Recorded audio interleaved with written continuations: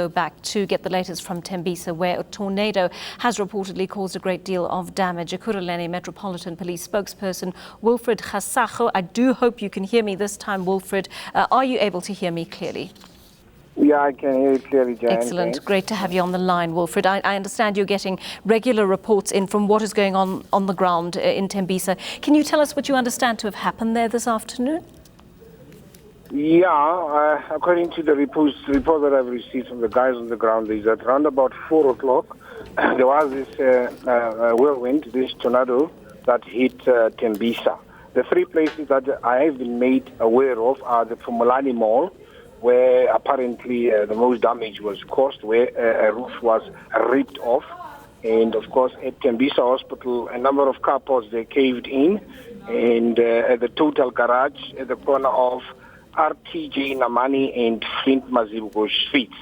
And at Phumulani Mall, there's a search and rescue operation being conducted, and so far we have been able to get 2 casualties, which are not very serious.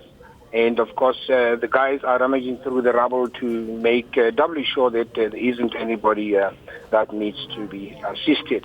With regards to Tembisa Hospital and Total Garage, we are still in the process of establishing as to how many people have been injured.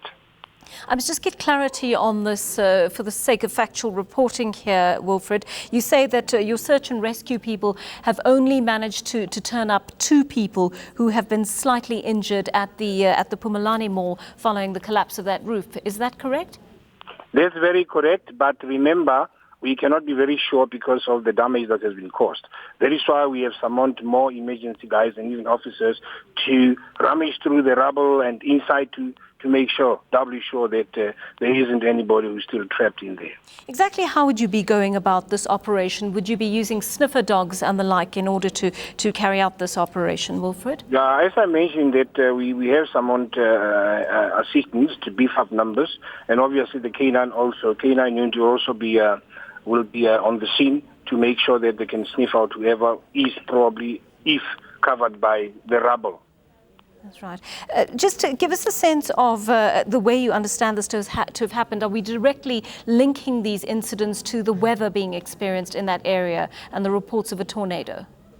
Well, I'm not an expert in terms of that, but what I can tell you is that there's a great possibility that this tornado has to do with what is the weather has been going on now of late. And of course, it was just a big surprise for everybody as it ripped through, because we have never, or rather the people say they've never experienced that kind of thing before. Is the weather in that area affecting your search and rescue efforts? No, not really, because that whirlwind about 20 minutes ago, I was told that it is going in the direction of Bronco Strait, and the rain, of course, it comes, it goes, it comes and goes. But the weather is fairly behaving currently. Are you able to tell us at all how full those buildings were when this occurred?